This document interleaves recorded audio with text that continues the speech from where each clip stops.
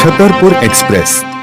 राजनगर विधानसभा से भाजपा प्रत्याशी अरविंद पटेरिया के समर्थन में लोकेशनगर पहुंचे यूपी के सीएम योगी आदित्यनाथ। क्षेत्र की जनता से अरविंद पटेरिया के समर्थन में बुलडोजर बाबा ने की अपील। मध्य प्रदेश विधानसभा चुनाव के अंतिम चरण में आज भाजपा के राजनगर और चंदा विधानसभा से प्रत्याशी अरविंद पटेरिया और दिलीप अहरवार के समर्थन में लोकेशनगर पहुंचे यूपी के मुख्यमंत्री योगी आदित्यनाथ। बुलडोजर बाबा मंच से उन्होंने भाजपा की नीतियां और योजनाओं के बारे में बताया और राजनगर से भाजपा प्रत्याशी अरविंद पटेरिया के समर्थन की जनता से की अपील। तो वहीं चंदा से भाजपा प्रत्याशी दिलीप अहरवार मंच से नदारद दिखे। श्री अरविंद पटेरिया जी चंदला विधानसभा क्षेत्र से प्रत्याशी श्री दिलीप अहरवार जी और भारी संख्या में यहां पर उपस्थित राजनगर और चंदला विधानसभा क्षेत्र से जुड़े हुए सभी उपस्थित भाइयों और बहनों, लौ कुश नगर में आकर के मुझे आनंद की अनुभूति हुई। भाइयों बहनों, राम जन्मभूमि उत्तर प्रदेश में, लेकिन रामलला ने जब मंदिर अयोध्या में विदेशी आक्रांताओं ने मंदिर को पवित्र कर दिया तो भगवान राम अपने भक्तों पर अनुग्रह करने के लिए ओरछा में आकर के विराज गए।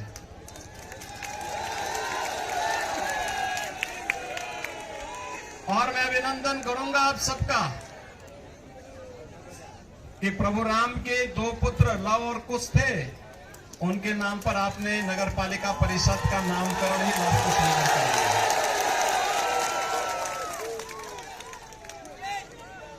भाइयों बहनों, एक नए भारत का दर्शन हम सब कर रहे हैं।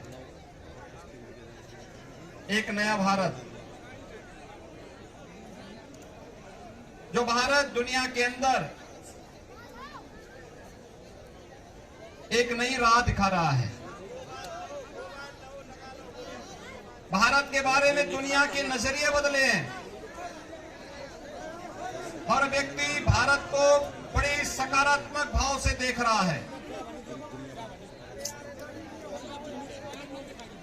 दुनिया में जहां कहीं संकट होता है, दुनिया भारत की ओर देखती है, आशा भरी निगाहों से देखती है।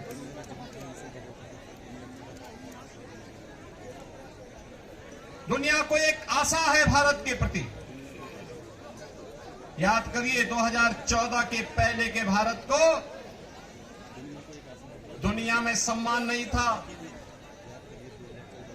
दुनिया महत्व नहीं देती थी। भारत का नागरिक कहीं जाता था दुनिया में, उनके प्रति लोगों का नजरिया कुछ और था। 2014 के बाद ये नजरिया बदला है, निगाहें बदली हैं। भारत आज दुनिया के अंदर 5वीं बड़ी अर्थव्यवस्था के रूप में स्थापित हुआ है। आने वाले समय में भारत को 3 बड़ी अर्थव्यवस्था में से स्थापित करना है, तो इसके लिए आवश्यक है मध्य प्रदेश में भी डबल इंजन की सरकार चाहिए। पहले दुश्मन देश भारत में घुसपैठ करते थे, प्रतिदिन समाचार की सुर्खियां होती थी। लद्दाख में घुसपैठ, कश्मीर में घुसपैठ, कारगिल में घुसपैठ, अरुणाचल में घुसपैठ, ये एक प्रवृत्ति सी बन गई थी। भाइयों बहनों, आज घुसपैठ नहीं होती है। किसी आतंकवादी ने कहीं कोई दुस्साहस किया तो आतंकवाद ही नहीं, आतंकवाद की जल्ली को भी उसके घर के अंदर जा करके सबक सिखाने का काम करने वाला हिंदुस्तान है। भाइयों बहनों, आज हमारा भारत विकास की एक नए प्रतिमान स्थापित कर रहा है। ये किस रूप में आपने देखा होगा, कैसे? एक एक रूप से इंफ्रास्ट्रक्चर के लिए हाईवे बन रहे हैं, एक्सप्रेसवे बन रहे हैं, एयरपोर्ट बन रहे हैं, बड़े बड़े स्टेडियम, इंटरनेशनल स्टेडियम बन रहे हैं, एम्स बन रहे हैं, आईआईटी और आईएम बन रहे हैं, one district one medical college बन रहा है और आम जनमानस की आशा और आकांक्षाओं के अनुरूप विकास की बड़ी बड़ी परियोजनाओं को मूर्त रूप दे करके इन युवाओं की रोजगार की अवसर सृजित करने के प्रयास हो रहे हैं। भाइयों बहनों, कोई सोचता था कि काशी में काशी विश्वनाथ धाम बनेगा?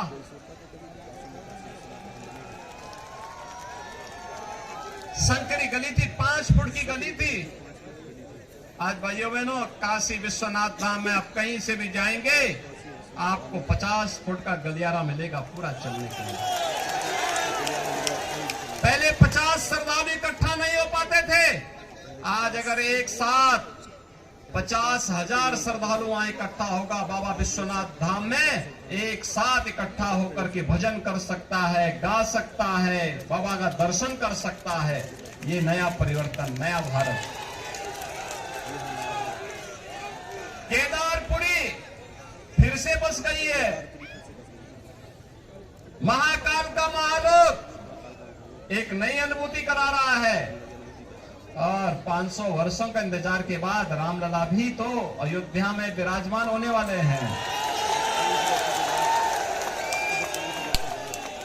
कांग्रेसी कहते थे ये केवल राम के नाम का उपयोग करते हैं, बोलते थे ना, जब हम बोलते थे कि रामलला हम आएंगे, मंदिर वहीं बनाएंगे, तो कांग्रेसी हम पे कटाक्ष करते थे ना। और बाद में जब हमने कहा था कि रामलला हम आएंगे, गुलामी का ढांचा भी हटाएंगे, मंदिर भी वहीं बनाएंगे, तो फिर इन्होंने एक और उसके साथ जोड़ा कि ये लोग बोलते हैं लेकिन करेंगे नहीं। ये लोग मंदिर बनाने की बात करते हैं लेकिन तिथि नहीं बताएंगे। भाइयों बहनों, अब तो मंदिर बनाने की बात ही नहीं, अब तो रामलला विराजमान होने जा रहे हैं। और 22 जो यहाँ पे पाल जी ने जो बताया है, 22 जनवरी 2024 को रामलला भी अपने भव्य मंदिर में विराजमान हो रहे हैं। माताओं और बहनों के लिए कांग्रेस एक समस्या है और इस समस्या से ही मुक्ति करने के लिए चुनाव सबसे अच्छा अवसर होता है। मुझे आश्चर्य होता भाइयों बहनों, उत्तर प्रदेश में 403 विधानसभा है। कितनी विधानसभा है? 25 करोड़ की आबादी में 403 विधानसभा। और कांग्रेस के कितने सदस्य हैं? 2, मात्र 2। बहुजन समाजवादी पार्टी के कितने हैं? 1, सिंगल आदमी। यानी कांग्रेस को उत्तर प्रदेश की जनता ने और इन दलों को उत्तर प्रदेश की जनता ने बहुत नजदीक से समझा है। और मैं आज आपके पास आया हूं भाइयों बहनों, मध्य प्रदेश पिछले 20 वर्षों में अगर बीच में 1-1.5 वर्ष के इस कालखंड को छोड़ दें जब धोखे से कांग्रेस ने सत्ता त्यागी थी, भाइयों बहनों, पिछले 20 वर्ष में शिवराज सिंह चौहान जी के नेतृत्व में मध्य प्रदेश ने सबसे पहला काम किया, बीमारू राज्य की श्रेणी से उभरने में मध्य प्रदेश को मदद की। मध्य प्रदेश आज बीमारू राज्य नहीं है। देश के अंदर कृषि विकास की दर को सर्वाधिक प्रगति के पथ पर, समृद्धि के पथ पर अग्रसर करने वाला राज्य मध्य प्रदेश है। और लाडली बहना योजना ने तो मध्य प्रदेश में कमाल कर दिया है। बेटियों का, बहनों का सम्मान, इससे ज्यादा क्या हो सकता है? आधी आबादी का सम्मान हो रहा है। इससे ज्यादा लाडली लक्ष्मी योजना पहले से यहां कार्य कर रही थी। मातृ वंदना योजना प्रधानमंत्री मोदी जी के आने के बाद इसको लागू कर दिया गया। और बेटी बचाओ बेटी पढ़ाओ के माध्यम से भी बेहतर कार्य यहां पे हुआ। आज मध्य प्रदेश एक नई दिशा में जा रहा है। विकास के नए नए प्रतिमान स्थापित हो रहे हैं। हर घर नल की योजना लागू हो रही है। और उन स्थितियों में मैं आपसे यही कहने के लिए आया हूं, खजुराहो भी तो इसी विधानसभा क्षेत्र का हिस्सा है और खजुराहो से सीधे झांसी होते हुए लखनऊ जाने का रास्ता भी तो बहुत आसान है। अब तो कहीं वसूली नहीं होती होगी, अब कोई गुंडागर्दी नहीं होती होगी। भाइयों बहनों, डबल इंजन की सरकार जब रहेगी तो सुरक्षा की भी गारंटी देगी, विकास की भी देगी और सुशासन की भी गारंटी देगी। गरीब का हक उसको प्राप्त हो जाए। ये जो आवास दिए जा रहे हैं गरीबों को, शौचालय उपलब्ध कराए गए गरीबों को, घर घर बिजली पहुंचाई गई गरीबों के घर, उज्ज्वला योजना के रसोई गैस के सिलेंडर उपलब्ध कराए गए, आयुष्मान भारत में 5 लाख रुपए की स्वास्थ्य बीमा का कवर कर दिया जाएगा। और कोरोना कालखंड में तो आपने देखा होगा, फ्री में टेस्ट, फ्री में उपचार, फ्री में वैक्सीन।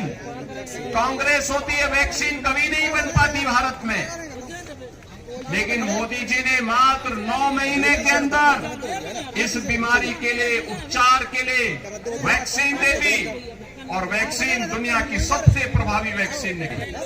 राशन की सुविधा उपलब्ध करवा दी। भाइयों बहनों, राशन 80 करोड़ लोगों को 3.5 वर्ष से लगातार राशन मिल रहा है और अगले 5 वर्ष तक ये लगातार जारी रहेगा। मोदी जी ने घोषणा कर दी है 5 वर्ष तक जारी रहेगा। ये जो वेलफेयर की स्कीम है, हर घर नल की योजना लागू हो रही है। भाइयों बहनों, यह डबल इंजन की सरकार ही कर पाएगी।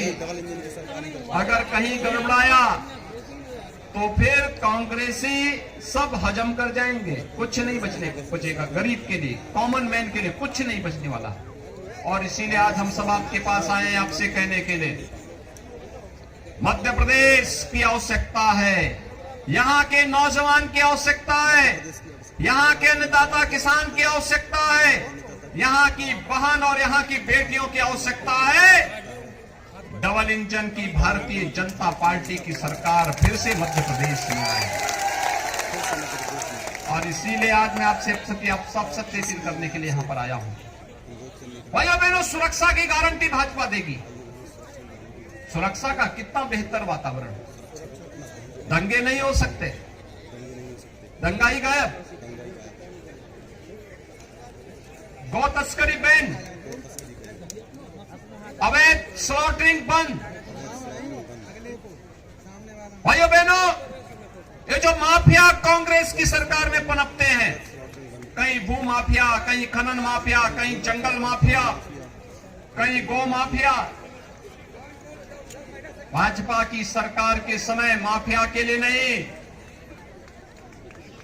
आम जनमानस के लिए, आम जनमानस के उत्थान के लिए, उसके विकास के लिए, उसकी समृद्धि के लिए कार्य योजनाएं बनती हैं, उसे प्रभावी ढंग से आगे बढ़ाने का कार्य होता है।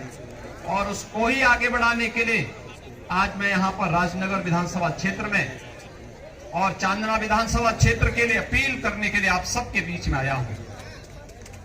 भाइयों बहनों, विकास और समृद्धि यह अच्छे प्रतिनिधियों को चुनने से होगा और अच्छे प्रतिनिधि के साथ साथ अच्छी पार्टियों को भी चुनने से होगा। और भाइयों बहनों, आज उत्तर प्रदेश के अंदर जो परिवर्तन आप देख रहे हैं, यह डबल इंजन की सरकार के कारण आया है। अगर उत्तर प्रदेश में बीजेपी की सरकार नहीं होती, केंद्र में बीजेपी की सरकार नहीं होती, उत्तर प्रदेश में इतना परिवर्तन नहीं हो पाता, नहीं हो पाता। वहां तो हर दूसरे दिन दंगे होते थे, हर दूसरे दिन दंगे होते थे। हर शहर में एक बड़ा माफिया कब्जा कर चुका था, पैदल सरकार चलती थी, सड़क पे कोई चल नहीं पाता था। लेकिन आज उत्तर प्रदेश में आपने देखा होगा, माफिया सब गायब,